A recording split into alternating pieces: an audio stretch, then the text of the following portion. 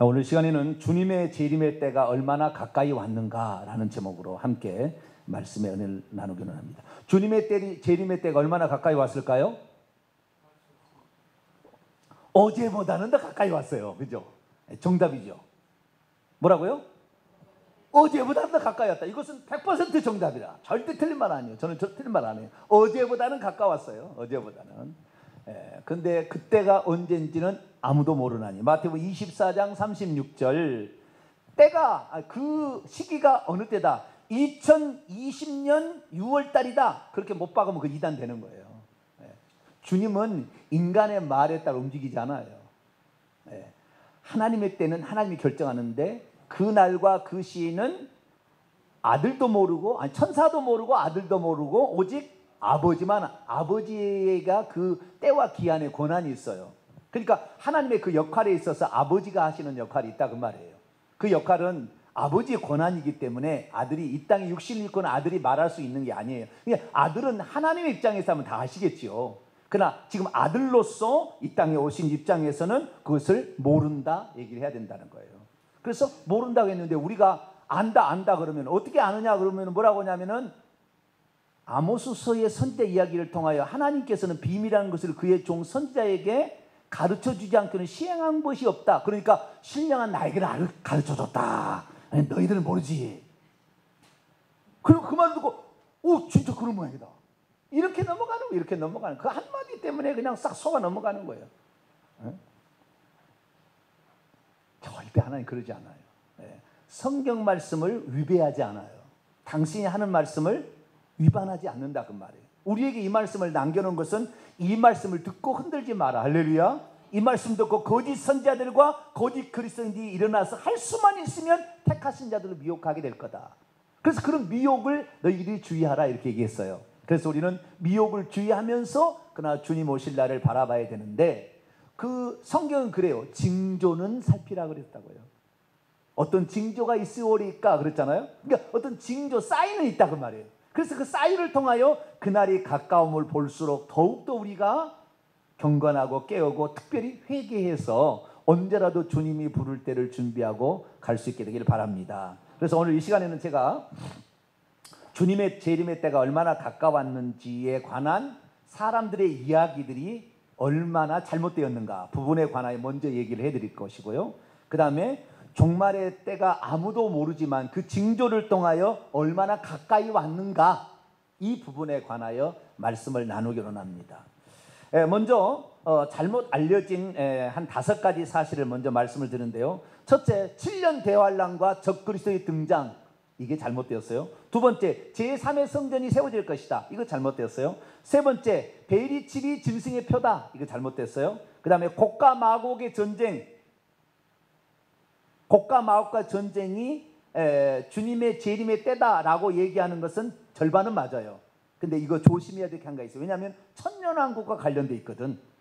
그래서 천년왕국에 관한 것이 잘못됐어요. 그러나 곡과 마곡과 전쟁은 맞아요. 비유적이게 말아요. 그러나 그것을 천년왕국과 연결했을 때 틀릴 수가 있어요. 그래서 제가 절반 맞다는 것이고요. 마지막 14만 4천 명만 구원을 받는다, 이거 실제 숫자가 아닌 거, 이거 5가지. 이 지금의 종말론이 이 5가지 안에 다 들어갔어요. 이 5가지로 사람을 헷갈리게 하는 거예요.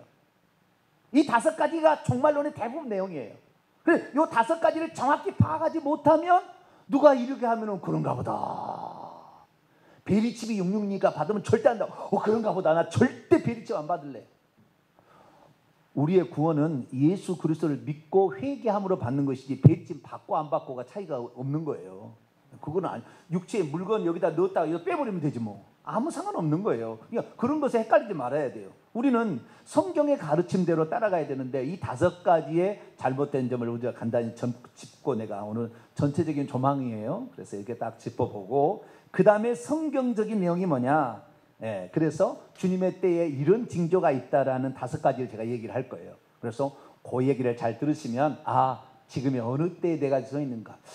저는 그 서울을 가끔가다 나가는데 지하철을 탑니다.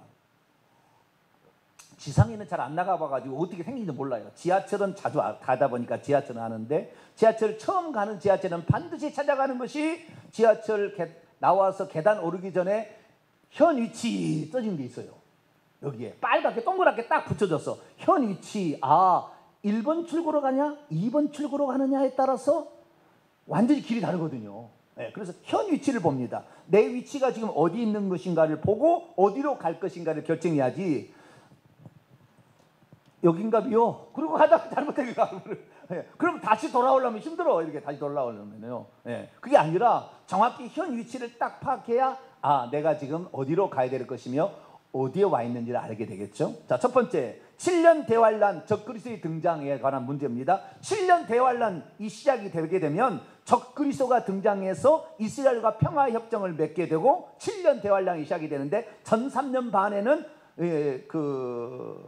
미온적인 환란기, 그래서 핍박을 심하게 하지 않고 베리칩 666표를 찍는데 그냥 강제하지 않는 시기다. 지금 다 가짜 얘기예요. 근데 그렇게 얘기하는 것이 있어요. 인터넷 보면 많이 있어요. 그 얘기 모이트는 좀 얘기할게요. 근데 전반적으로 설명이, 7년 대환란의 3년 반 동안은 미온적 환란기이기 때문에 베리칩 안 받아도 주지도 않으나, 후 3년 반이 되게 되면은 이 이스라엘과 평화협정을 맺었던 적그리스도가 성전에 앉아, 데살로니가서 2장 4절에 하나님의 성전에 앉아 나를 하나님으로 섬겨라 라고 해서 안 섬기게 되면 죽이게 되는데, 이스라엘 민족이 7년 동안 평화협정을 맺어서, 평화협정을 맺으면서 적그리스도가 예루살렘 성전을 지을 수 있도록, 제3의 성전을 지을 수 있도록 허락해줘서 유대인들은 그를 메시아라고 추구하는데, 3년 반이 돌변해서 이가 자기를 하나님으로 섬기라 하므로 이게 우상이구나, 이게 짐승이구나 라는 사실을 이스라엘 백성이 깨닫게 되고, 그때부터 목숨 걸고 그 우상을 숭배하지 아니하고 적그리스도를 버리니까, 적그리스도가 이제 유대인들을 죽이기 시작해서 막 죽이는 시기가 후 3년 반이고, 그 다음에 이 적그리스도가 짐승을 만들어서 짐승을 숭배하게 하고, 짐승의 우상이죠. 짐승의 우상을 만들어서 숭배하게 하는데, 우상을 숭배하지 않는 자는 죽이고 우상을 숭배하는 자에게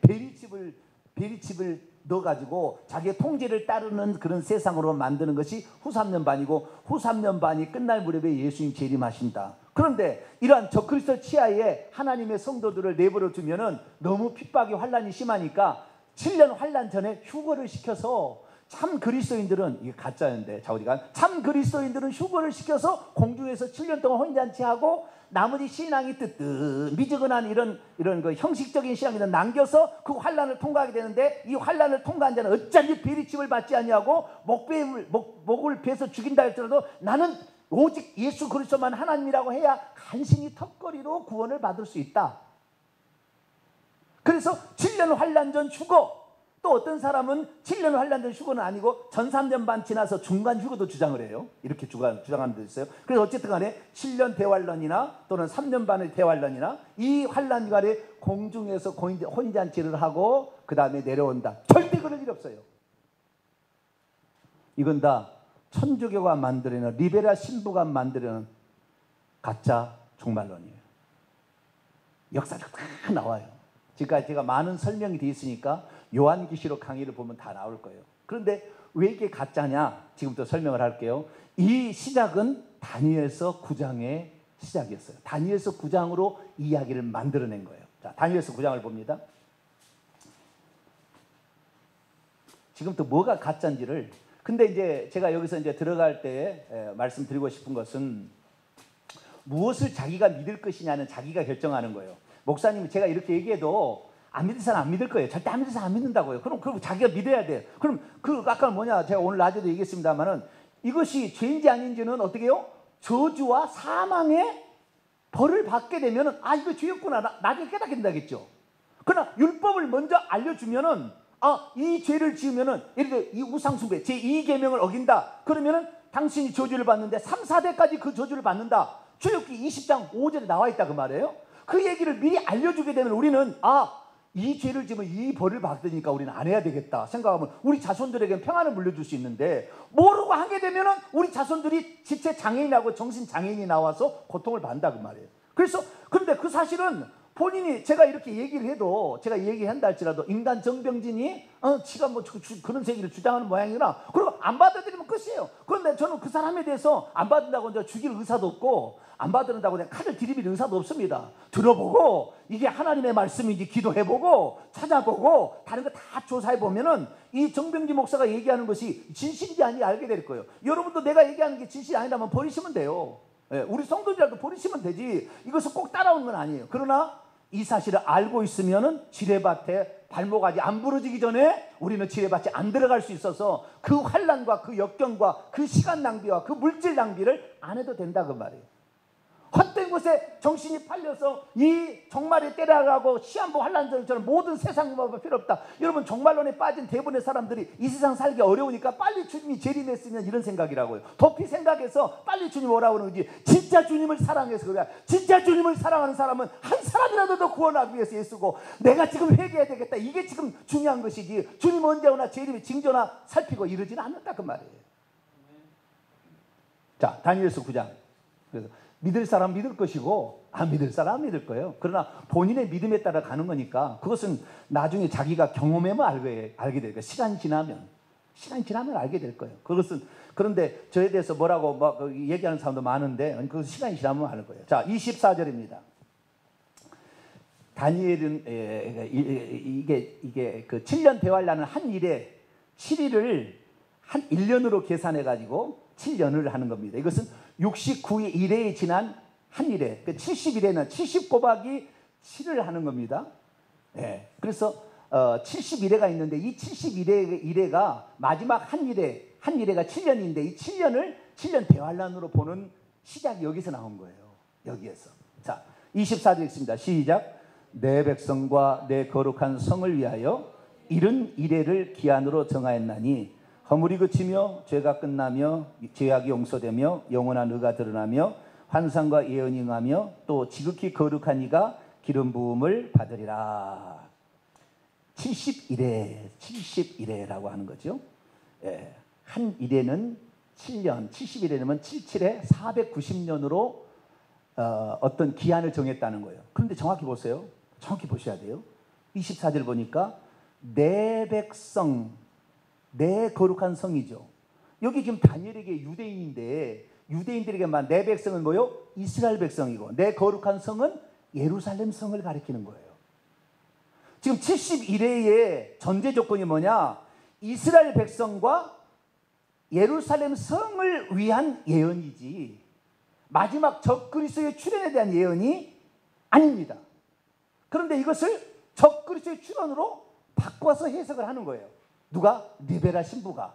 그것이 세대주의적 종말론으로 미국에 넘어가서 지금 거의 이 세상의 종말론의 70%를 차지하고 있는데 다 속고 있는 거예요. 그전에 이런 종말론이 없었어요. 그런데 리베라 신부 때문에 만든 거예요. 중세시대입니다. 리베라 신부 때문에 만든 거예요. 조금 더 제가 설명을 해주자면은 리베라 신부는 AD 1537년에서 1591년 종교개혁 이후에 종교개혁자들이 그 루터가 그 책을 썼는데 그 책에다가 그 교황을 그 적그리스도라고 말을 못하니까 그림을 그려놔요. 그림을 그 교황의 모습을 해놓고 적그리스도라고 그림을 그려놓습니다. 그러니까 사람들은 지금 교황이 하나님을 섬기지 못하게 하는 앞잡이라는 사실을 알게 되죠. 그래서 많은 사람들이 이제 교황이 하나님이 아니구나 라는 사실을 깨닫게 됩니다.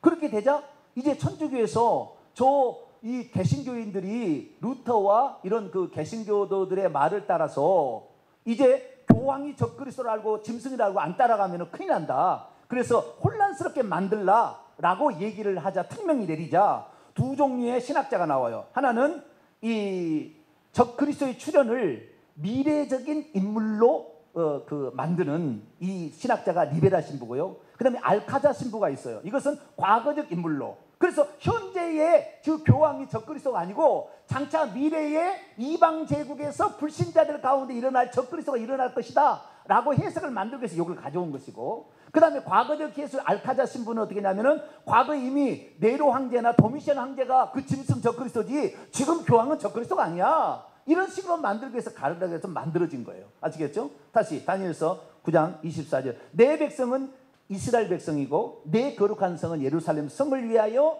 이래로 기한을 정했다는 거예요. 그 안에 무슨 일이 일어나느냐? 허물이 그칠 것이고 죄가 끝날 것이고 죄악이 용서될 것이고 영원한 의가 들어갈 것이고 환상과 인이 다 응하게 될 것이고 지극히 거룩한 이가 그때 기름 부음을 받게 된다 그 말이에요.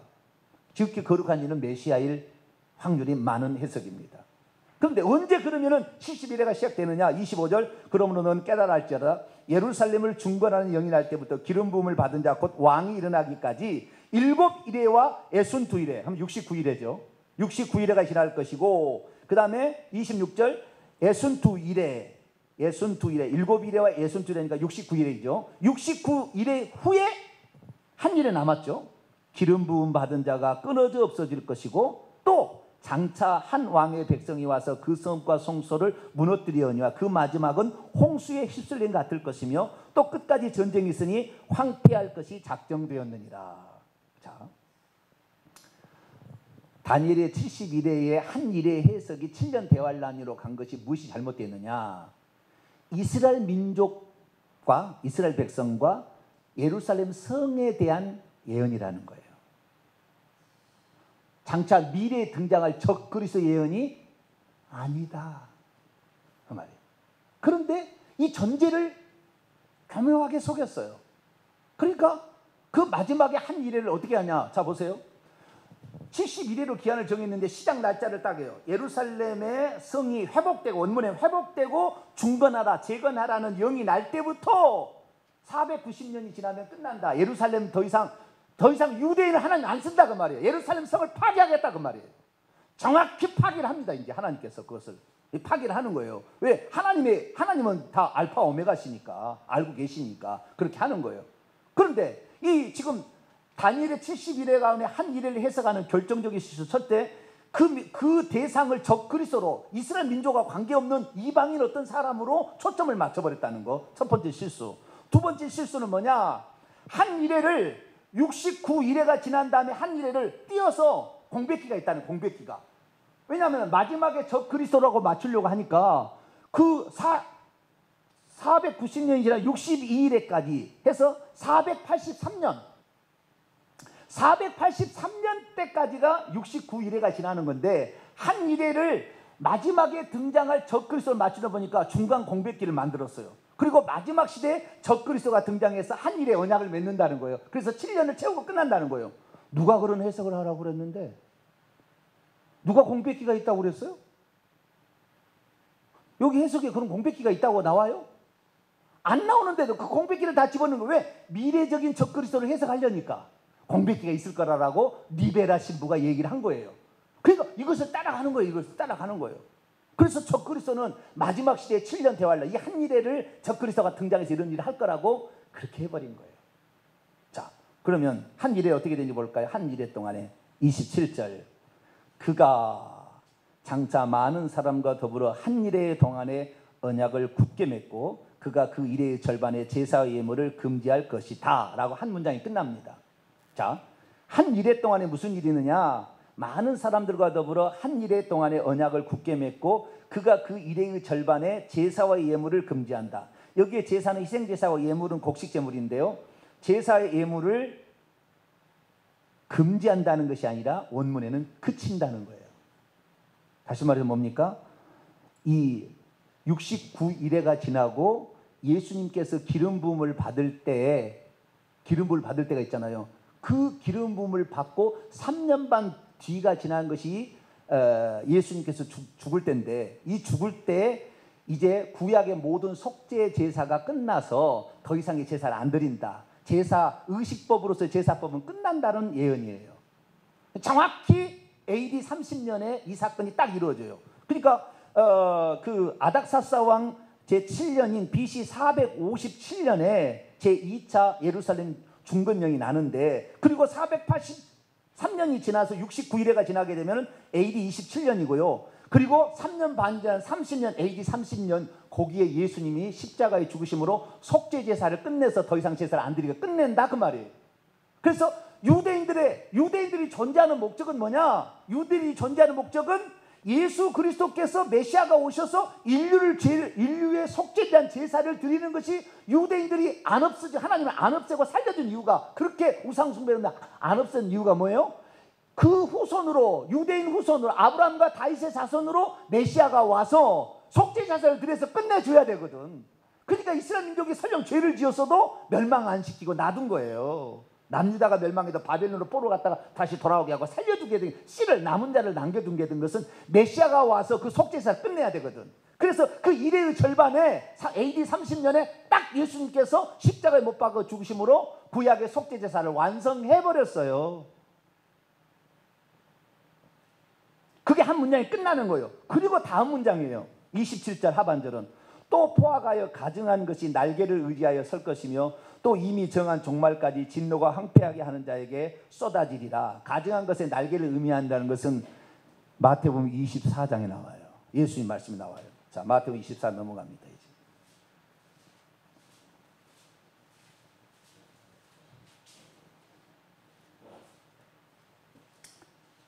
마태복음 24장 15절에 나와요. 이 말을 다니엘서 9장 27절의 말씀을 예수님 인용한 거예요. 봅니다. 시작. 그러므로 너희가 선지자 다니엘이 말한 바 멸망에 가증한 것이 거룩한 곳에 선 것을 보거든 읽는 자는 깨달죠. 빨리 유대인들은 도망하라. 아이벤 자들도 도망 못 가서 힘들 것이고, 안식일 되면 힘들 것이고, 겨울이 되면 힘들 거다. 그러나 그날이 너무 중요하고, 빨리 도망가지 않으면 죽임을 당하니까 옷을 가지고 집에 가지 말고 그냥 밭에 있으면 빨리 도망가 버리라 그래요. 빨리 도망가라. 이렇게 지금 도망가라고 얘기를 했잖아요. 자, 다니엘이 말한 멸망의 가증한, 이게 뭐예요? 한 일의 절반에 이미 그 한 문장이 끝났고, 그리고 또 다른 사건이 있을 거라는 거예요. 근데 그때 멸망에 가증한 것을 예루살렘에 가져오는 자에 의해서 결국에 예루살렘은 완전히 파괴될 거다. 그러니까 예수님이 속죄 제사를 드리고 그 다음에 3년 반이 딱 지나게 되면 스데반이 순교하는 날입니다.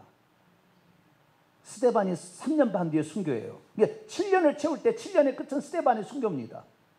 예수님께서 제사의 예물을 끝냈고요. 스데반이 사도행전 8장에 설교하기 뭐냐면은 이 성전에 하나님 계시는 게 아니다. 이제 예수 그리스도를 믿는 사람이 성전인 것이지, 이 물질적인 성전에 더 이상 하나님 안 계신다 라고 얘기하니까 유대인들이 들고 일어나서 돌로 쳐서 죽여버린 거예요. 왜? 네가 성전을 부정했다. 성전이 거룩한 것입니까? 성전을 거룩하게 하시는 하나님이 거룩한 겁니까? 유대인들은 정신 나갔어요. 성전이 거룩하다. 유대인들이 거룩하다. 할례를 받으면 거룩하다. 정신 나간 거예요. 하나님이 그들을 쓰는 도구고, 아브라함이 예뻐서 잘 들어줘서 그들을 긍휼히 여긴 것 뿐인데, 자기는 자기가 갖고 있는 걸 자랑으로 여기고 기득권을 여겨버린 거예요. 그래서 성전은 더 이상 필요 없다. 그래서 딱 끝내버립니다. 그래서 예루살렘 그 도시가 그때 스데반의 순교로 하는 모든 기독교인들을 흩어버리잖아요. 그때. 그러므로 말미암아 이 유대인들이 예수 그리스도 맞아들여야 되고, 기독교인들을 유대인들이 받아서 온 땅에 복음을 전하는 사명이 있었는데, 예수님을 죽여버리고 예수 믿는 공동체를 핍박해서 흩어버렸으니 하나님께서는 유대인들을 버리는 거예요. 그러나 예수님께서 그랬죠. 뭐라고 그랬습니까? 내가 요나의 표적 위에는 보일 표적이 없다. 요나가 뭐라고 했습니까? 이 성이 40일 뒤에 멸망하리라 그랬잖아요. 하루를 1년으로 계산하니까 예수님이 돌아가시고 딱 40년이 된 뒤가 AD 70년이에요. AD 70년에 로마의 디도 장군이 로마의 깃발을 갖고 성전까지 들어와서 성전을 완전히 파괴해서 없애버리는 거예요. 그래서 AD 70년에 멸망에 가증한 것이 들어온다는 것은 AD 70년에 로마의 장군에 의해서 예루살렘 자체가 남유다 나라가 없어져 버린다, 그런 예언이에요. 그대로 성취되었어요. 이것이 누가복음 21장의 평행 본문으로 나옵니다. 자, 누가복음 21장 20절입니다. 그때 디도 장군이 온다는 예언이라고 설명할 수 있는 게 여기 나와요. 똑같은 평행 본문이에요. 그런데 다르게 말씀하고 있어요. 누가복음 21장 20절 21절 보게 되면 21절부터는 똑같아요. 유대에 있는 자들은 빨리 도망가라. 아이벤 자들, 젖먹이는 자들, 이런 자들 어려움 닌다. 근데 20절이 바뀌어지는 거예요. 마태복음 24장 15절하고 바뀌어졌어요. 어떻게 나왔는가? 해석이 나와 있는 거죠. 20절 읽습니다. 시작. 너희가 예루살렘이 군대들에게 에워싸이는 것을 보거든 그 멸망이 가까운 줄 알라. 다시 말해서 이 지금 마태복음 24장 15절이나 누가복음 21장 20절 말씀은 유대인들의 계획이 완전히 끝나는 것을 다니엘서 9장에 얘기하는 것을 정확히 성취되었다고 얘기하는 거예요. 그러니까 이것은 유대인들에 관한 예언이지 우리 이방인들이 무슨 적그리스도에 핍박받는 예언이 아니라고요. 이것은 다음 경륜이고 다음 세대의 경륜인 거지 유대인들을 위한 경륜이 아닙니다. 이것은 핍박받는 것은 유대인들의 경륜으로 바꿔보려고 하는데 그러지 않아요. 우리 이방인 예수 믿는 사람이 핍박당하는 것이지 유대인들이 핍박당하는 게 아니라고요. 다시 마태복음 24장 넘어가요. 믿을 사람은 믿을 것이고 안 믿을 사람은 우리 성도들은 저를 따라오지만 그러나 제 설교를 유튜브로 듣는 사람은 안 믿을 사람은 끝까지 안 믿을 거예요. 그냥 시간이 지나보면 알 거예요. 그것은 그 양반이 그때 얘기하는 것을 내가 귀담아 들었어야 됐을 텐데 그 지뢰바사를 밟으면 발목아지가 부러진다고 얘기했는데 왜 내가 안 들었던 거. 그것은 이제 본인이 경험하면 알 거예요. 그때 가면 알 거예요. 자 그런데 왜 제가 이 얘기를 하느냐. 이건 유대인들에 관한 얘기인데 마태복음 24장 15절 다니엘이 말한 바 거룩한 이건 유대인들 이스라엘 민족과 예루살렘 성에 관한 예언이 아시겠죠? 그 예언인데 이것을 어떻게 지금 세대주의 종말론자를 해석하냐면 한 미래를 뚝 떼어가지고 마지막 시대에 적그리스도가 이렇게 등장해가지고 있는데 적그리스도의 절반 전 3년 반이 지나고 후 3년 반이 될 때에 이때 이 적그리스도가 나타나서 이렇게 핍박한다는 것으로 해석을 바꿨어요. 그런데 보세요. 유대인들은 AD 70년에 멸망해서 나라가 2000년 동안 없어졌잖아요. 그죠? 이들이 유대인들의 이 마태복음 24장 15절은 예루살렘과 이스라엘 민족에 관한 예언이지 이방인에 관한 예언이 아닙니다. 그러니까 그것을 통해서 우리는 징조를 보고 앞으로 될 일을 알라 준비하라 그런 얘기죠. 이들이 유대인들만 국한된 얘기지 이방 민족이 이렇게 적그리스도에 핍박받는 얘기 아닌데 그걸 그렇게 바꿔놓은 거예요. 그럼 왜 이들이 유대인입니까? 이렇게 얘기하려면 당연히 그 구조를 봐야죠. 자, 24장 20절 읽습니다. 시작. 너희가 도망하는 일이 겨울에나 안식일에 되지 않도록 기도하라. 안식일은 이방인이 필요한 겁니까? 안식일은 이미 의식적인 안식은 이미 폐지되었어요. 의식법으로서 제사법, 절기법, 정결법, 음식법 폐지됐어요. 이거 안 지킨다고 저주받을 일 없어요. 이미 다 예수님이 안식의 주인으로 오셔서 안식을 수고하고 무거운 다 내게로 오라 내가 너희를 쉬게 하리. 안식을 주리라. 예수님이 안식일이에요. 그리고 예수님을 붙잡게 되면 우리가 안식을 얻게 되는 거예요. 사단 마귀에 매서 13년 동안 꼬부라져 사단의 메인자를 내가 놓아주는 것으로 그 안식에 이제 들어가게 하는 것이 내가 뭐가 잘못되었느냐. 그 유대인들은 그 안식일에 병 고쳤다고 예수님은 그렇게 따지잖아요. 그때 얘기를 하시잖아요. 그러니까 이건 유대인들에 관한 예언이기 때문에 마태복음 24장 15절은 유대인이 끝나는 것으로 해석이 되어져야 끝냈다 그 말이에요. 안식일 나오니까. 그리고 나서 그 다음에 이제 경륜이 기독교인들 예수 믿는 사람으로 넘어가서 예수 믿는 사람들을 죽이는 시대가 이제 오는 거죠. 아시겠죠? 자, 그래서 이제 그런 어려움이 처하는데, 자, 그러니까 어떤 일이 있습니까? 23절. 그때 사람들이 너희에게 말하되, 보라, 그리스도가 여기 있다, 저기 있다. 그때부터 지금까지 주님께서는요, 오셨어야 됐어요. 그때. AD 70년에 오셨어야 됐어요. 내가 봤을 때는. 그러나, 하나님께서 구원받기로 예정해놓은 숫자가 있는데, 그 숫자가 안 채워졌어요. 쉽게 말해서 로마서 11장에 이방인의 충만한 숫자가 들어와야 되는 거예요. 요한계시 6장에 보면은 순교자가 5째 인을 뗄 때 순교자가 호소하는 장면이 나오는데 순교자의 수가 찰 때까지 잠시 기다리면서 위로하면서 흰옷을 입혀주는 장면이 나와요. 이미 천국에 그 들어가 있어요. 5째 인을 뗄 때도 이미 들어가 있습니다. 천국에 이미 성도들이 들어가 있는 거예요. 예수님 죽고 부활한다면 다 성도들이 바로 부활해서 천국 들어가거든요. 근데 그때 순교자의 숫자가 찰 때까지 순교자의 숫자가 차야 오는 것이고요. 이방인의 충만한 숫자가 차야 주님이 오시는데 너무 안 찬 거예요. AD 70년에. 사도 바울도 그때 주님이 오실 줄 알고 야 시집 보내지 마라. 딸 시집 보내지 마. 임박한 환난을 인하여 재림의 때 가까운데 무슨 시집이냐. 시집 보내지 말라. 그러나 시집 보내는 것도 죄가 아니요 시집 보내지 않는 것도 죄가 아니니 나는 너에게 그렇게 말할 수는 없지만 시집 보내지 말라 그랬다고 말이야. 그럼 시집 보내지 말아야지 지금. 그때 당시에 종말의 때가 올 줄 알고 다 그랬다 그 말이에요. 그러나 주님께서는 한 사람이라도 더 구원을 받게 하기 위하여서, 한 사람도 회개하기 이르기를 원해서 그 종말의 때를 연기했다가 지금까지 온 거예요. 지금까지. 그런데도 아직도 이방인의 충만한 숫자가 덜 찬 것이고 순교자의 숫자가 덜 찬 거예요. 그 순교자의 숫자가 차야 된다는 얘기는 무슨 얘기냐? 순교자의 호소로 재림의 때가 옵니다. 천국에서 순교자의 숫자가 차서 기도하면 하나님 응답하는 거예요.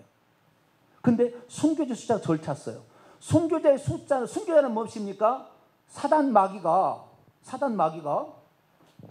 저놈을 가만뒀다가는 전부 사람들을 천국 보내게 만들겠어. 저놈 놔두면은, 저놈이 회개시키고 저놈이 천국 얘기해가지고 이 천국 복음이 온 땅에 증거돼. 그게 끝으로 천국 복음을 전하고 있어. 저놈만 없애버리면, 저 지도자만 없애버리면 이 공동체가 와야 되고 구원받는 사람이 적어지겠지 해서 그 사람을 죽이는 거 아니에요? 근데 사단은 알고 있어요. 자기가 죽일 수 없는 사람을 죽이게 되면, 주님의 재림의 때가 오게 되면 자기가 심판받아서 영원한 불못에 들어간다를 알아요. 그러니까 사단 마귀는 순교자를 만들면 자기가 이 땅에서 왕으로 할 때가 줄어든다는 걸 알아요.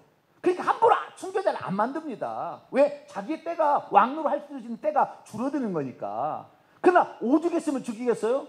그래서 저 같은 사람도 죽일 확률이 조금은 있어요. 죽임당할 확률이 조금은 있어요. 저 같은 경우도 크게는 제가 안 하잖아요. 예? 우리나라에 제가 아마 수십만 명 그런 목사가 이 설교를 했다가는 대한민국 뒤집어질지도 몰라겠어요. 그러나 이 동탄에 이 조그만 상가교회 이거 하니까 여러분 전국 가면 되는 것이고, 사단이 별로 이게 그 정도는 이게 안 죽여요. 저 같은 경우는 아직은. 조금 크면은 좀 모르겠어요. 그때 조금 위험할 가능성도 있어요. 자기의 때가 얼마 남지를 모르고 내려갔다는 것은 자기의 때가 있는 거예요. 요한계시록 12장에 나오는 거예요. 자기의 때가 얼마 남지 알고 밑으로 내려갔으니 너희들 환난을 대비하라. 그러자 하늘의 음성이. 그러니까 이 사단 마귀는 이거 너무 잘하는 거예요. 그래서 함부로 안 죽입니다. 순교 안 시켜요. 함부로. 자기 때가 단축되는데, 왕노할 때가 없어지는데. 그래서 순교자의 수가 차야만이 순교자가 호소하면 주님이 재림하는 거예요. 근데 아직 덜 찬 거예요. 그러니까 마지막 때가 되면은 이렇게 예수만 길이요, 환난을 통과, 성경대로 진리를 얘기하는 사람을 죽이는 때가 와요. 그때가 오면은 눈앞에 왔구나. 지금 그러지 않잖아요? 지금은 아니에요. 지금 그렇지 않잖아요. 근데 얼마 전에 이집트에서 콥트 교회 성도를 붉은 황토색 옷을 입고 목 잘라 죽인 거 영상 보셨죠? 네? 보셨어요? 안 보셨어요? 몇 년 전에 그랬어요. 보여주는 거예요. 미리 다. 하나님은 다 미리 보여주는 거예요. 장차 되어질 일을. 몇 분 참으면 된다? 15분. 15분 자른데 15분. 15분 정도면 괜찮을 거예요. 그 정도만 참으면 천국이니까 할렐루야예요. 15분을 자르든 30분을 자르든 뭐. 좋아요. 할렐루야. 나는 영원토록 만세도록 면류관 쓰고 왕노를 하리라. 마음에 탁 먹어버리면 괜찮아요. 한 번 하나님이 탁 믿어지면은요, 기꺼이 죽어요. 그분이 나를 위해서 오셨는데 내 목숨을 드리지 않을 수 있을까? 나를 위해 죽었는데. 전능한 하나님 기꺼이 드리지. 기꺼이. 그래야 되는 거예요. 그래서 이 다니엘이 말한 그 예언은 육적인 이스라엘 백성에 대한 예언이었지, 이방인 그리스도인들의 적그리스도가 나타나서 핍박할 예언은 아니었던 거죠. 다니엘서 9장 예언은. 아시겠죠? 그대로 끝나는 것이에요. 그리고 계속해서 자, 24장 적그리스도나 24절 보니까 거짓 그리스도나 적그리스도 거짓 선지자 할 수만 있으면 표적과 기사를 통하여 계속 미혹하게 된 때가 지금 2000년이 지나가고 있는 거예요. 자, 요한일서 3장을 보겠습니다. 요한일서 3장.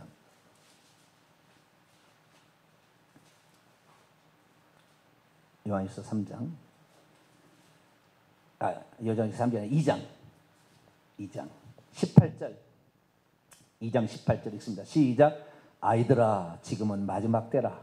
적그리스도가 오리라는 말 너희가 들은 것과 같이 지금도 많은 적그리스도가 일어났으니, 그러므로 우리가 마지막, 그때도 AD 90년에 쓴 요한일서에도 그때도 다 마지막이라고 생각하고 있었어요.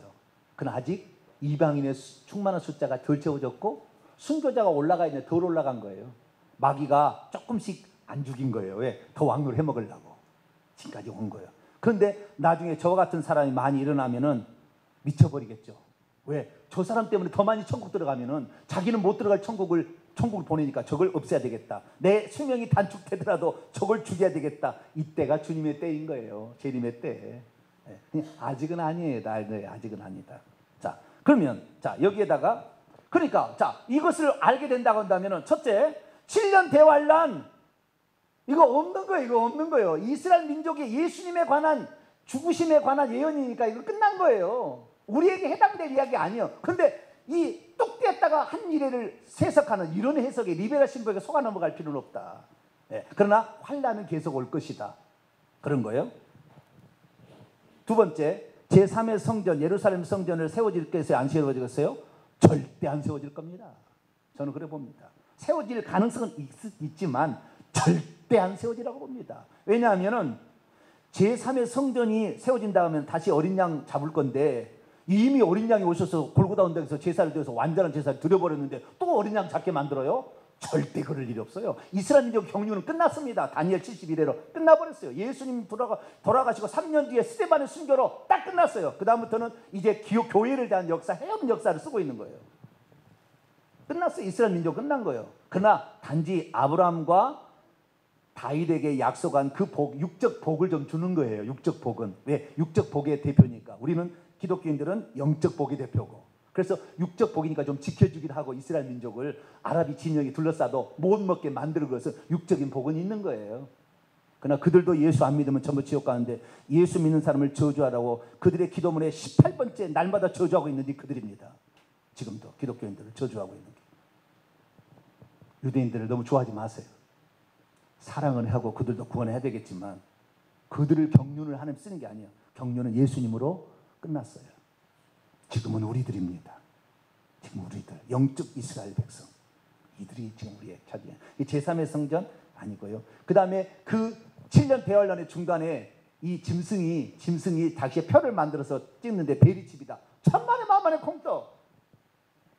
짐승이 표를 찍는 건 다른 게 아니에요. 요한계시 13장에 나오는데 하나님께서 요한계시록 7장에 보면 하나님의 백성들 14만 4천의 영적 숫자입니다. 구약 이스라엘 백성의 총칭인 12지파와 신약 이스라엘 백성 12사도를 대표한 12 곱하기 10은 144, 곱하기 많은 수 1000을 더하면 14만 4천 명이에요. 그래서 영적인 구약과 신약의 구원받을 충만한 숫자를 14만 4천 명이라고 얘기를 하는데 이 14만 4천 명의 인을 칩니다. 하나님께서 구원받을 하나님의 백성을 내 백성 에스겔서에 나와 예표가 나오는데 이렇게 예루살렘에서 우는 자들에게 이마에 이 먹물로 치라라는 말이 나오거든요. 그래서 인을 치는데 이 인은 보이지 않는 영적 인이에요.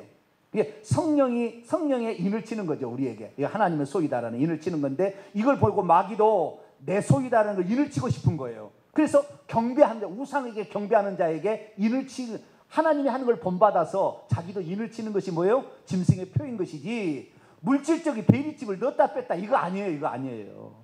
우상에 경배하지 않는 베리칩은 천개 받아도 아무 소용없는 거예요. 아니 아무 상관없는 거예요. 우상에 경배하는 자들에게 주는 영적인 표시인 거예요. 거기도 똑같이 사단이 7이 아닌 666이나 하나씩 부족하잖아요. 영과 짐승과 거짓 하나를 부족한 거니까. 그래서 이 베리칩 이거 될 확률이 거의 없어요. 짐승회를 경배하게 하고 그것을 나중에 준다면 모르겠어요. 근데 짐승에 경배하는 것도 아닌데. 그리고 그 다음에 이 일찍 죽임을 당한 어린 양이 창세전부터 이런 짐승에 관한 얘기를 해왔는데 창세전부터 이미 짐승의 표를 치고 있었어요. 다니엘 시대도 느부갓네살이 짐승의 표를 다 치고 있었습니다. 사단 마귀가. 그러니까 짐승의 표가 그 마지막 시대 그때만 지옥 갈 사람 생겨. 그전에 지옥 갈 사람이 없다는 말인데 이것이 가짜지. 옛날부터 우상이 경배한 바벨론 리브로 시대부터 얼마나 많은 사람이 우상 숭배를 해가서 짐승의 표를 받아서 다 지옥 갔는데 그런 사람들은 안 받은 겁니까? 베리표만이 중요한 겁니까? 베리집 안 받은 구약시대 사람들은 짐승의 표를 안 받는 사람입니까? 그들도 하나님 안 믿는 사람 다 짐승의 표를 받은 거지. 그게 속는 거예요. 그런데 베리집 막 두려움을 주고 이거 받으면 무엇이 뭐 주파수가 나와서 뭐 한다 막 큰일 났다. 이거 받으면 지옥 가는가 보다. 이거는 이 오늘날의 선악과다. 이거 먹으면 지옥 간다. 이런 식으로 착각하게 만드는 거예요. 베리집 아무 상관없습니다. 짐승에 경배하는 자, 우상 숭배하는 자들에게 주는 표시로 사용된다면 문제가 좀 생기겠지요. 그러나 그건 아니다. 그리고 전 세계 사람이 다 받게 한다는데 아프리카 못 받아요. 비쌌어도 못 받고 다 받는 게 아니에요. 여기다가 정보를 다 집어넣는 정보를 누가 알려주려고 하겠어요. 지금 여기다 정보가 다 새나가면은 기절시켜가서 여기다 다 찍어서 다 이용해 먹어버리게? 그렇지 않아요. 인간이 그렇게 어리석지 않아요. 자기의 정보를 막 노출시키지 않아요. 감추고 다니지. 네, 절대 그러지 않습니다. 그 다음 천년왕국, 곡과 마곡과 전쟁. 곡과 마곡과 전쟁을 아마겟돈 전쟁하고 분리하는 것이 기존의 입장이었어요. 90% 이상이. 그거 아니에요. 자, 요한계시록. 주여, 이거 오늘 아닌 거 설명하다가 시간 다 가네. 다음 주에 1시간 더 해서 긴 거, 맞는 거, 종말의 시기에 맞는 그것을 더 해야 되겠어요. 그렇죠? 좀 여유를 갖고 좀 해야 될 것 같아요. 오늘은 우리가 그동안에 알고 있었던 것이 얼마나 무지로 말미암아 우리가 잘못 알고 겁을 잔뜩 먹고 있는 거예요. 겁을 잔뜩 먹고. 우리는 회개하면 오늘 천국 가요. 할렐루야. 우리 예수 믿는 사람이니까 회개하면 오늘 천국 가는 것이지 베리침 맞아가지고 걱정하지 마세요. 그런 일 없어요. 그런 일 없어요. 예, 그런 일 없습니다. 자, 요한계시록 19장. 아마겟돈 전쟁이 마지막 전쟁이에요. 아마겟돈 전쟁이 마지막 전쟁. 19장. 예수님께서 11절부터 백마를 타고 오세요. 백마를 타고. 그런데 14절 보니까 하늘에 있는 군대들이 희고 깨끗한 세마포, 이건 천사들을 말하는 겁니다. 천군. 천사들도 예수님의 뒤를 따라옵니다. 뿐만 아니라 성도들도 같이 참여하게 됩니다. 왜 그러냐? 15절 읽습니다. 시작. 그분의 입에서 예리한 칼이 나오니 그것으로 만국을 치겠고 친히 그들을 철장으로 다스리며 또 친히 하나님 곧 전능하신 이의 맹렬한 진노의 포도주 틀을 밟겠고. 예수님이 재림하실 때 아마겟돈 전쟁 때, 아마겟돈 전쟁이 무엇인지 아시죠? 아마겟돈 전쟁은 인류 최후의 마지막 전쟁이에요. 이것이 실제 육체적으로 일어날지 영적으로 일어날지는 지켜봐야 되는데 저는 영적인 전쟁이라고 봅니다. 육적인 전쟁일 수도 있어요. 그러나 영적인 전쟁으로 보는데요. 아마겟돈 전쟁은 사단 진영과 하나님 진영이 싸우는 전쟁이에요. 영적 전쟁이에요. 그래서 하나님 진영에는 용과 짐승과 거짓 선자가 사탄의 삼위일체인데 이놈들이 땅의 왕들과 그 왕들을 따르는 불신자들을 제압해서 그리스도인들을 죽이는 전쟁이에요. 그 죽이는 전쟁은 지금까지 계속 해왔어요. 근데 마지막 시대의 전쟁이 일어날 거예요. 다음 주에 얘기하겠지만 그 마지막 시대의 마지막 전쟁은 사단이 무저경 속에 갇혀있는 놈이 올라옴으로 시작이 됩니다. 이때는 잔인하게 죽여요. 예수님이 십자가에 못 박혀 죽으실 때까지 사단은 이 땅에 활동하고 있었어요. 가룟 유다 속에도 들어가고 베드로 속에도 들어갔어요. 사탄아 물러가라. 예수님이 광야에 있을 때 사탄이 와서 시험했잖아요. 그러나 예수님이 죽을 때에 죄 없는 예수님을 죽임으로 사망과 음부의 열쇠를 빼앗기면서 쫓겨났어요. 요한계시록 12장에 나와요. 쫓겨나서 땅속으로 쫓겨납니다. 땅속이 음부고 이 음부에 들어가 있으면서 자기는 못 나오니까 바다에서 올라오는 짐승 하나 올려보내고 땅에서 올라오는 짐승 올려보낸다는 게 요한계시록 13장이에요. 이것이 사단의 하수인들입니다. 이들을 올려보내서 이 귀신들의 높은 귀신들인데 이들이 전 세계를 지배하고 있는데요. 마귀가 만약에 지금 땅에서 올라와서 활동한다. 초토화될 거예요. 거기 많은 사람들 초토화될 거예요. 보통 능력이 아니거든. 하나님 다음에 지혜와 능력이 있기 때문에. 근데 하나님은 지금 무더기에 가둬놨어요. 그 죄 없는 예수님을 죽임으로. 그리고 음부 열쇠까지 빼서 예수님이 줬어요. 그래서 지금은 움츠려 있지만 요한계시록 20장에 보게 되면 이놈을 올려보낸다 했거든. 한번 마지막 때 잠깐 올려보낸다 했거든. 그놈이 올라와서 일으키는 전쟁이 마지막 아마겟돈 전쟁이에요. 그러니까 이때 저 같은 사람 오직 예수 그리스도 진리의 복음을 증거하는 이 사람들 가차없이 죽일 때예요. 그때가 용이 올라올 거니까. 용은 가차 없어요. 그전에는 용이 대신 올려버리는 땅에서 바다에서 올라오는 짐승, 땅에서 올라오는 짐승 이것으로 죽이니까 저 같은 사람에게는 못 당하는 거예요. 좀 그들도 높아도. 사단은 그러잖아요. 강력합니다. 물론 우리가 이길 수 있습니다. 예수 이름으로. 그때가 아직 안 된 거예요. 땅에서 사탄이 올라오면 그때부터 순교자가 팍팍팍 늘어나는데 그때가 주님의 재림의 때입니다. 다음 주에 더 자세히 하겠습니다. 이 부분은 팍팍팍 죽이는 거예요. 그래서 곡과 마곡과 전쟁은 뭐냐? 보통 지금 세대주의자들은 어떻게 설명하냐면 자 7년 대환란이 끝났어요. 이게 거짓말인데 좌우지간 7년 대환란이 끝나면은 공중 휴거대에 올라간 자리 그 공중 혼인잔치 한잖아요. 그리고 내려온대요. 그런데 한마디로 이것은 딱 거짓말이라는 게 들통나요. 자, 요한계시 19장 20장에 천년왕국이 시작이 되잖아요. 20장 1절부터 이제 천년왕국이 시작되잖아요. 그러면 언제 혼인잔치가 있느냐?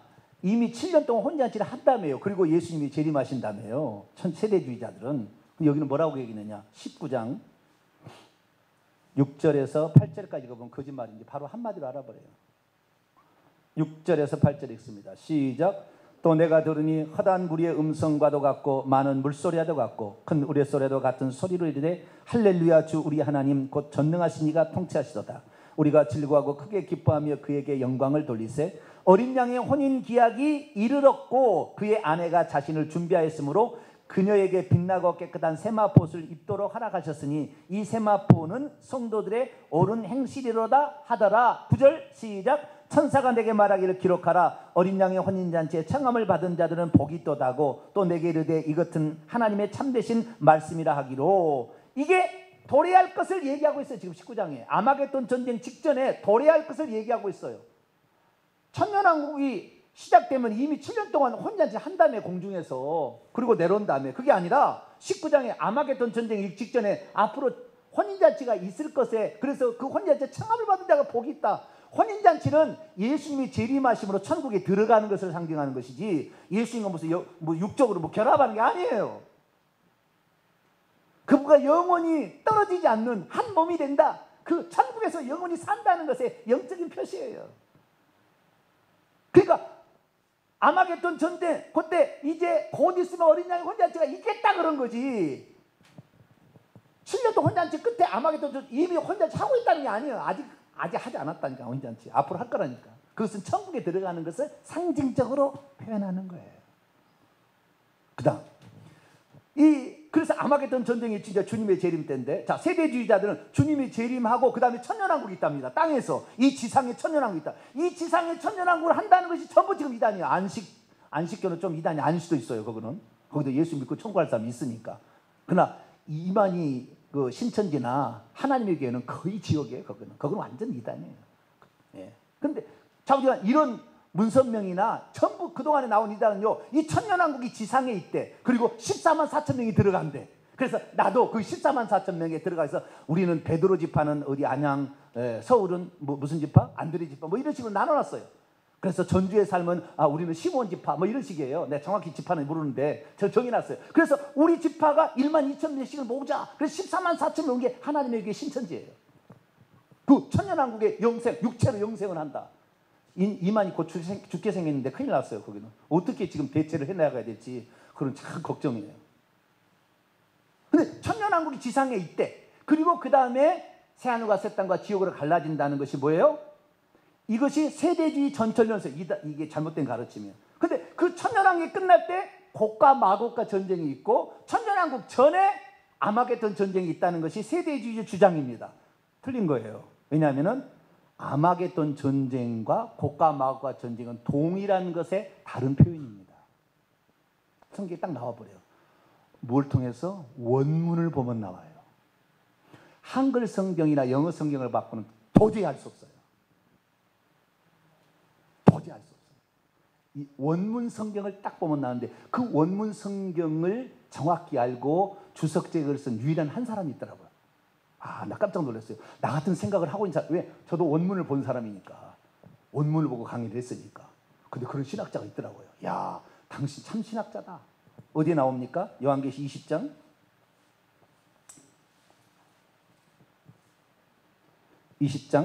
10절입니다. 곡과 마곡과 전쟁과 아마겟돈 전쟁이 동일한 전쟁이냐, 천년을 간격으로 앞에 있냐 뒤에 있냐, 이런 차이인데요. 10절을 읽습니다. 10절이 뭐냐면은 이제 7절 보니까 사단이 오게 해서 천년왕국 후에 그 다음에 8절에 땅의 사방 백성 곡과 마곡과 전쟁을 일으킨다고 했다 이 말이에요. 근데 이 전쟁이 아마겟돈 전쟁과 동일한 전쟁인가 아니면 천년 뒤에 일어날 전쟁인가는 10절에 딱 얘기하고 있어요. 10절 읽습니다. 시작. 또 그들을 미혹하는 마귀가 불과 유황봇에 던져지니 거기는 그 짐승과 거짓 선자도 있어 세세토록 밤낮 괴로움을 받으리라. 아멘. 이 요한계시록을 번역하는 사람이 이미 세대주의자들에게 세뇌를 당해버렸어요. 세대주의자에 세뇌를 당해버렸어요. 그래서 이 성경을 번역할 때 자기는 그렇게 천년왕국 전에는 아마겟돈 전쟁, 천년왕국 후에는 곡과 마옥과 전쟁이라고 딱 머리에 들어가 버리니까 번역을 할 때 그 생각대로 번역을 하게 된 거예요. 아마겟돈 전쟁 때는 어떻게 되느냐? 19장 20절을 읽어보세요. 19장 10절에 이제 전쟁이 이렇게 아마겟돈 전쟁이고 20절이 있습니다. 시작. 짐승이 잡히고 그분 앞에서 표적을 행하던 거짓 선자도 함께 잡혔으니 이는 짐승의 표를 받고 그의 우상에게 경배하던 자들을 표적으로 미혹하던 자라. 이 둘이 산채로 유황불 불는 못에 던져. 누가 던져지는 거예요? 짐승과 거짓 선자가 던져진다. 봐라, 아마겟돈 전쟁은 짐승과 거짓 선자가 짐승과 거짓 선자는 사탄의 이인자 귀신들입니다. 그래서 이들이 던져지는 전쟁은 아마겟돈 전쟁이고 20장 10절에 보니까 누가 던져지느냐? 마귀가 던져진다. 용이 던져진다. 그래서 곡과 마곡의 전쟁은 용이 던져진 전쟁이기 때문에 전혀 다른 전쟁이다. 이렇게 해석하는 거예요. 그동안에 다. 왜 그렇게 해석하냐면 그렇게 해석을 하는 거예요. 그런데 10절에 뭐라고 원문에 되어 있느냐? 그렇게 안 되어 있어요. 그리고 그들을 현재 미혹하고 있는 마귀가 불과 유황못 안으로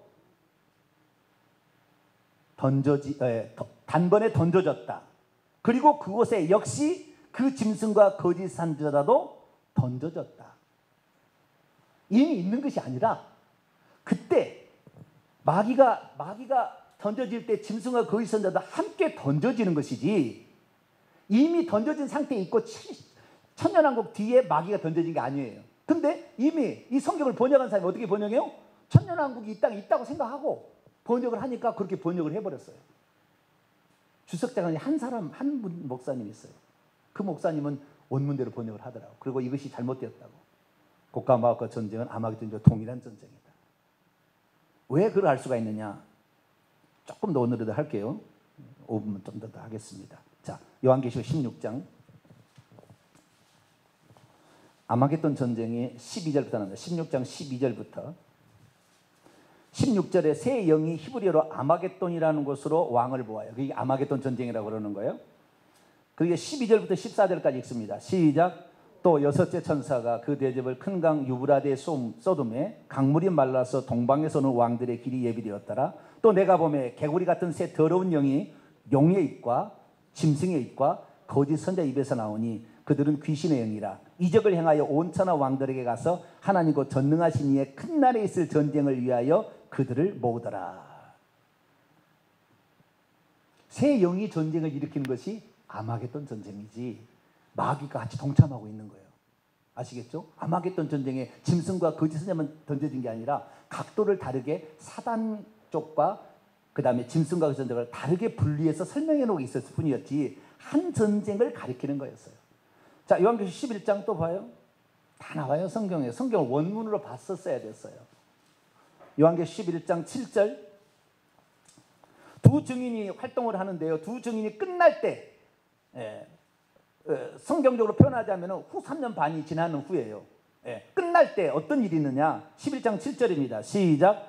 그들이 두 증인이 증언을 마칠 때 무저갱이로부터 올라오는 짐승이 그들과 더불어 전쟁을 일으켜 그들을 이기고 그들을 죽일 터인즉 두 증인 저처럼 이렇게 회개하라 율법 10계명을 지켜야 된다 모세와 엘리야의 영을 가지고 그때 증언하는 두 증인 두 선자 같은 자들을 죽이는 거예요. 누가 올라와서? 무저갱이로부터 올라오는 사단이 올라와서 죽이는 거예요. 그러니까 이 마지막 때는 사단이 올라와야 돼. 근데 지금 사단 안 올라왔어요. 지금 상황이 지금 아니에요. 그러니까 지금 아니에요. 지금은 아직 멀었어요. 아직 멀었으나 가까우고 있어요. 징조가. 다음 주에 얘기할 거예요. 아주 가까운 징조들이 많이 보여요. 지금 우리 세대에 올지도 몰라요. 그러나 가까우고 있는 거 보이나 무저갱에서 올라오는 그 짐승이 세 마리 짐승이 있어요. 용, 짐승, 바다에서 올라오는 짐승, 땅에서 올라오는 짐승 셋이 있는데 이 짐승이 올라와서 순교자를 만들 때 주님이 재림하는 거예요. 그러자 그러니까 하나님을 믿는 사람들을 불신자 쪽에 사단과 짐승과 거짓 선자가 땅의 왕들 불신자들을 모아서 하나님 믿는 사람을 대대적으로 핍박해서 예를 들어서 무슨 그 동성애 인정 안 하면 죽이고 막 이런 식으로 해가지고 대대적으로 그리스도를 핍박해서 죽일 때 그때 주님이 오는 거예요. 이것이 아마겟돈 전쟁, 이것이 곡과 마곡과 전쟁이에요. 근데 곡과 마곡과 전쟁은 세 존재, 천사 삼일체가 같이 지옥에 떨어지는 것이지, 짐승과 거짓한 자는 아마겟돈이 떨어지고 사단은 곡과 마곡과 전쟁이 떨어지는 것이 아니었어요. 원문에 그렇게 안 나와요. 천년왕국은 이 땅에 존재하지 않아요. 다음 주에 얘기하겠어요. 천년왕국은 이 땅에 존재하는 천년의 왕국이 아니에요. 다 속는 거예요. 그러나 그것은 믿을 수도 없게 아물 수 있죠. 뭐 저에게 제가 백날 천날 얘기해봤자 안 들을 사람은 끝까지 안 들었더라고. 어쩔 수 없어요.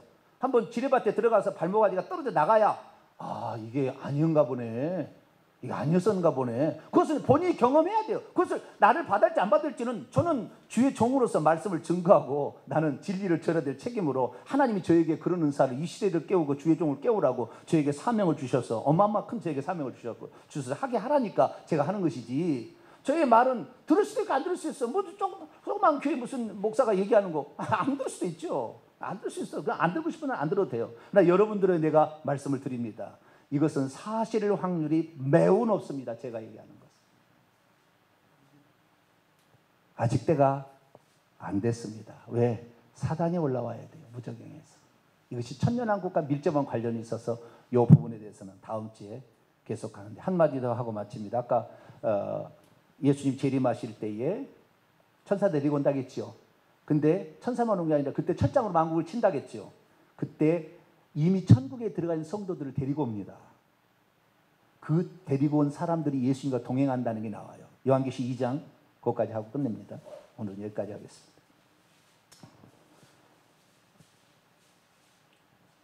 두아디라 교회에 주신 말씀이에요. 26절, 25절, 26절, 27절까지 한번 읽어봅시다. 26절, 27절, 25절부터 읽어야 되겠네요. 시작. 다만 너에게 있는 것을 내가 올 때까지, 재림할 때까지 굳게 잡으라. 이기는 자와 끝까지 내 일을 지키는 그에게는 만국을 다스리는 권세를 주리니 그가 철장을 가지고 그들을 다스려 질그릇 깨뜨린 같이 하리라. 나도 내 아버지께 받은 것이 그러하리라. 예수님도 철장으로 입에 검으로 치는데, 그때 이기는 자들도 예수님과 더불어서 같이 동참한다는 거예요. 한 구절 딱 읽고 마칩니다. 데살로니가후서 3장. 성경은 전체적으로 다 알아야 돼요. 하나만 알아가지고는 맨날 헷갈리게 돼 있어요. 데살로니가 전서 3장, 데살로니가 전서 3장 13절. 데살로니가 전서 3장 13절 읽습니다. 시작. 너의 마음을 굳건하게 하시고 우리 주 예수 그리스도께서 그의 모든 성도들과 함께 강림하실 때에 하나님 우리 앞에서 거룩함에 흠이 없게 하시기를 원하라. 우리 주 예수께서 그의 모든 성도들과 함께 오신다고 그래야 되겠다. 그래서 이미 우리가 죽으면 바로 부활체 입고 천국 갔다가 주님 재림할 때 같이 백마를 타고 예수님 먼저 오시고, 그 다음에 우리도 그 뒤를 따라, 그 뒤에 천사들이 따라서 재림해서 예수 그리스도를 믿는 자를 핍박하고 죽이면 두 증인같이 죽이잖아요. 막 순교를 시키잖아요. 그대로 끝내고 세상을 끝내는 것이 아마겟돈 전쟁, 곡과 마곡과 전쟁, 그리고 그것으로 새하늘과 새 땅, 지옥으로 끝나는 거예요. 이것이 그림입니다. 더 자세한 사항은 다음 주에 하도록 합니다. 기도하겠습니다. 거룩하신 하나님 감사합니다. 주님의 때가 왔다고 오늘도 날마다 징조만을 연구하고 있는 자들, 얼마나 많은 시간과 에너지